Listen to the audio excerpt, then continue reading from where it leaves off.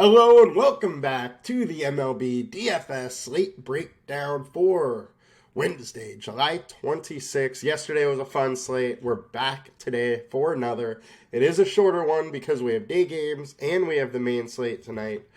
So it'll be a little bit of a quicker show. But before we get into all that, make sure to like, comment, and subscribe to our videos. And if you're not already, come join us at LineStar.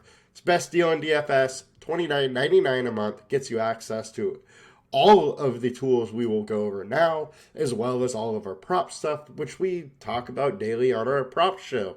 If you haven't checked that out, you probably should. All right, now let's get into the fun. We're going to start with going over yesterday's lineup, the perfect lineup on both FanDuel and DraftKings. And then after that, we're going to get into the pitcher ownership and the stacks on both sites. So, all right, the perfect lineup here on DraftKings or on FanDuel from yesterday. We had Andrew Abbott putting up 55, and then we have a two-man Seattle stack, a two-man Cubs stack for the win, for the perfect lineup. Look, Cubs went nuts. Seattle went nuts. Minnesota had a good game. The Mets had a good game. You really needed pieces of those to win. And then let's check out the winning lineup. It was with Giant Squid, who, look, he did a classic 4-4 stack, Mets and Cubs, and just crushed it. He had Bellinger in there, put up 3.5, but he still won. Alex Cobb was a big-time difference maker there at only 15% owned and put it up 49 at, a relatively low salary. So with him and Alonso together and Swanson, he was pretty much destined to be higher up in the leaderboard here. So nice lineup, Giant Squid. Now let's check out the DraftKings perfect lineup from yesterday. And, all right, so we had Abbott and Cobb in the perfect lineup. Same thing, two-man Seattle, two-man Cubs. And then, obviously, Pete Alonso's in that one, too. So, nice little lineup there. Had some correlation in there. And our winning lineup went to Ship My Money. And he had a Seattle stack, five-man Seattle stack. And some one-offs, or a two-man Met stack and a one-off of Marte from Arizona to get it done. He won by, 9 points. So very good lineup for him. Won by a decent margin. Took home $100K. So congrats to Ship My Money. I like it. Now let's get into today's slate. We'll start with some ownership. We're going to move myself out of the way as ownership will be on the left. All right, so quickly, best hitting environment today is absolutely in Boston. High 80 temps, wind blowing out, very conducive to hitting. Another thing to talk about is on DraftKings. It is a 5-game slate. On FanDuel, it's a 6-game slate and starts about 25 minutes earlier than the DraftKings one. So we'll go over both today. All right, first, Lance Lynn, 40% owned. One thing I need to bring up right away with Lance Lynn is that he is in trade talks big time today. Multiple teams are really going for him. If these trade talks really get serious, he could get pulled from the start or even pulled early, mid-start. I would expect, though, if they are that close, he's probably just not going to start if the talks are getting close this afternoon. So make sure you pay attention to news if you want to play him. Another thing is, look, he's 40% owned. He's a very high owned guy with, his price and K upside. I get it. However, he hasn't been good lately. He's been very inconsistent. Had more bad starts than good starts. And, the FIPS are telling us that. 6.14 over the last 5, 5.21 over the last 20. Being high owned, I don't love going to him, especially with, more trade risk and whatnot out there. Now, if the news comes out, an hour, 2 hours before lock that he's going to get traded, then obviously this whole ownership thing is going to change drastically. But, if he comes in looking as the starter, this may be my easier one to fade, even though he is pretty cheap with real solid upside. Next, we got Carlos Rodon. Pitching today is kind of weak, so it's an interesting pitching slate. So Rodon, a very, very good pitcher, but he hasn't been great lately. He gave up 6 runs. 6 runs versus the Angels, 4 runs against the Rockies, 2 runs against the Cubs. So he hasn't been good, but Mets aren't great versus lefties, striking out 23%, low WOBA, low ISO. It's just, who are we going to see today? Are we going to see the Rodon of old? Is he going to work out the kinks in, his late season debut? Or is he, kind of still working back and trying to still figure out his stuff after his long layover of being hurt and whatnot? So it really depends on who we're gonna see here. I think Rodon's very interesting. I would really want that ownership to drop, though, to jump in and hope that he's back to being who he was. Spencer Strider, 12.7K, very expensive, but I mean, he's spectacular. He has a very high floor because of a 40% K rate, combined K rate of 31. He's just in a really good, he's just an insanely good pitcher. Now, Boston hits righties very well. 205 ISO, 358 WOBA versus righties. So I would expect them to, make some solid contact with Strider. It really just comes down to, is he allowing people to get on base or not? He usually doesn't, but with this hitting weather, and, the factors of that Boston lineup, maybe he doesn't go quite as deep into the game, but he's going to provide a very solid floor with his K rate. So totally get you going to Strider if you want to. He's just very expensive. Next, we got Framber Valdez. Now, Framber is just great. This Texas lineup's without Corey Seager, so they're not quite as good. Framber has just been amazing all season, continues to be 2.88 FIP over his last 20, FIP of 3 over his last 5, solid K rate.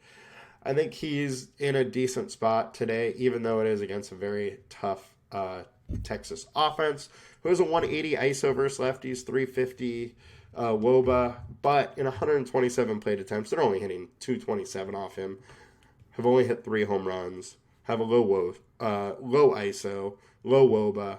I think he likely has a decent game versus them. And as you can see, the game log, he's been in the perfect lineup more often than not when it comes to against Texas. So I think he's in a fine spot. We got Alex Wood versus the A's. Now, this is an interesting one for me. I think there's major issues here with Wood being able to work deep into a game. As we've seen, his pitch counts just haven't been very high. He's averaging only 70 pitches over his last 5 starts, 83 over his last 20. He is a decent pitcher. He can give you a nice upside. He has a great matchup. I just big time worry about his upside in this situation. However, if you want to pay up for some offense, he's definitely a way to do it. You could even get a Strider and still pay up decently for offense-wise. Stroman versus the White Sox. White Sox aren't a great offense, so that's interesting to me. Our projection for him is interesting. He hasn't been quite as good lately, 4.1 FIP and a 6.17 ERA. The other thing with Stroman is he is very expensive for his strikeout upside. So he really needs to go 6+ innings to give you that fantasy score you're looking for, and I don't know if it happens in in the White Sox or in Chicago where he's averaging 27% less fantasy points away. So I don't mind it. You can absolutely go there if you want, though. We got Quintana, 5,700. Now, this one I think is very interesting as far as a low owned. He went 77 pitches his last time out. He's going to go a little bit higher than that this time. But you got the New York offense. They strike out a decent amount. Quintana's been good. He is super cheap. LineStar absolutely loves him with his projection at 16. Now, I think that might be a little bit high just due to the fact that he doesn't have his full, he's not going to go 100 pitches. He's going to go 80 or 82, something like that.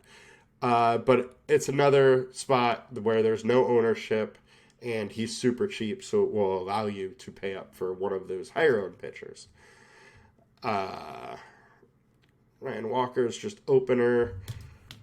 Brayan Bello, he's really struggled as of late, at least against Oakland. Has been decent since then, but he's been allowing a lot of home runs and a lot of hard contact. And that's not what you want to do against this Atlanta offense, which is also in super good hitting weather.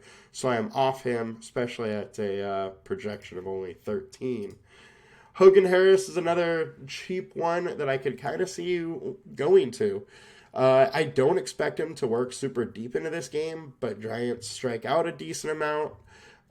He only has a K rate of 20%, but you got a combined K rate of 20 at 5,300. That is interesting, especially on this smaller slate with not that many options. So I think today it's probably a very good idea to pay up for one pitcher, pay down for one, and then that'll give you a little more flexibility when it comes to your hitters. So I think Harris is absolutely a guy you can go to. And then we got Andrew Heaney, who he was great last year, started solid this year, and it's just totally fallen off. 5.56 FIP over his last 5 FIP over his last 20. Something is going on with him. He is not right, and he just doesn't have that much upside, but he is cheap. And so he becomes a consideration on this small slate where he's averaging 32% more fantasy points at home, but against that tough Houston offense. A lot of weird decisions you have to make today with pitcher on DraftKings as far as two. There's nobody that really stands out, and ownership is very much split between these top 4 guys. So interesting decisions. Now let's check FanDuel out. Like I said, we have one more game here. We have the Angels, and that game has been postponed. I did not see that earlier, so we are back to a 5-game slate on DraftKings as well, or on FanDuel as well. And our ownership, we have Rodon at 30%. He is just way too cheap on FanDuel. It's going to push ownership there big time. Next, we got Valdez at 10K and 28% owned, and Strider at 23% owned and 11K. Personally, for this, I am probably paying up and just going Strider just because of that K upside is ginormous. Lance Lynn, I think, is a little too expensive on FanDuel. Quintana's definitely interesting, and don't know if I would go down the board too much on FanDuel. I'd probably stick to one of the top guys here. Now let's get into some stacks here. All right. So our highest owned stack, no surprise, is the Braves. First Bello. Braves offense is just insane. And Bello has given up 5 home runs in the last 2 games. So now you're getting the team that leads the league in home runs in very good hitting environment, and you can expect probably a couple home runs. So I like the Braves. Cubs, I think, are very interesting, especially if Lynn stays this high owned. Then I do like that leverage spot for the Cubs. Giants versus Hogan Harris. I like that stack also. Our projection on them is fairly low, but this is, a value stack, so you could do a little bit of that. Hogan Harris, a FIP of 5 over his last 5 starts, and he has command issues. He's probably not going to work that deep into this game, and that Oakland bullpen is not very good. Yankees versus Quintana. Quintana's been good lately, but like I said, he's probably going to be right around 80 pitches max. Doesn't work into the 6th inning. You're going to get a little more of that bullpen to go against, which is interesting. Houston, very interesting versus Heaney, who hasn't been good, and that bullpen isn't great. So, very interesting spot there. Our highest projected, look, we're all over the best hitting environment in the game in Boston. So, we got the Red Sox, we got the Braves. I think Red Sox are very interesting because nobody is going to play them. Strider does give up a couple home runs. Say he gets out of the game in the fifth, then you got, 3.5 innings or so to work against their bullpen. Could definitely get you some runs. However, it is risky. Cubs, like I said, I like it. And, now let's go to the value stack. We got Oakland. Oakland popping up versus Ryan Walker, who is opening, and then Wood afterwards. Red Sox value stack works out nice. Cubs. Here's White Sox one. So Stroman usually doesn't get killed, but, you could stack against him a little bit. Nobody's going there, which is interesting. So they would get you different, but I don't love it. Mets versus Rodon. Nobody is going to go pick the Mets today. Rodon hasn't been great lately. You get leverage with taking that stack, so it's an interesting game theory play to go with the Mets. Ceiling-wise, Houston, Red Sox, Braves, no surprise there. Cubs are sneaking in. I think there's a lot of different ways to go on the slate, even though it is only 5 games. Try to get a little different. People are really going to jam in the favorites, and it leads to a lot of dupes and just makes it way harder to win if you're on all the chalk. On these slates, I would much rather play less lineups, get a little more different with a lower chance to cash, but a higher chance to win. Just because if my lineups do well, I'm going to have major leverage on the field. So that'll do it for us today. I won't be back tomorrow. I think there's only 3 games tomorrow afternoon, but I will be back Friday. Good luck today. Good luck tomorrow morning in your DFS endeavors. And let's win some money. Let's get that takedown. Adios, guys.